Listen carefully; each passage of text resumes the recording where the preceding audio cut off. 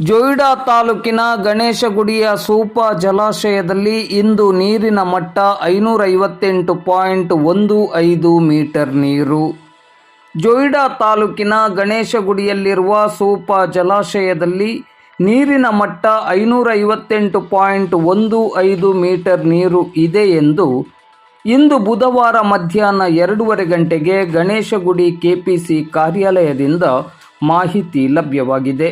564 metre ನೀರಿನ ಗರಿಷ್ಠ ಮಿತಿಯನ್ನು ಹೊಂದಿರುವ ಸೂಪ ಜಲಾಶಯದಲ್ಲಿ ಒಳಹರಿವು 16,065.29 ಕ್ಯೂಸೆಕ್ಸ್ ಮತ್ತು ಹೊರಹರಿವು 4,662.90 ಕ್ಯೂಸೆಕ್ಸ್ ಇದೆ ಎಂದು ಹಾಗೂ ಜಲಾನಯನ ಪ್ರದೇಶದಲ್ಲಿ ಕಳೆದ 24 ಗಂಟೆಯಲ್ಲಿ 16.2 ಮಿಲಿಮೀಟರ್ ಮಳೆಯಾಗಿರುವ ಬಗ್ಗೆ ಮಾಹಿತಿ ಲಭ್ಯವಾಗಿದೆ.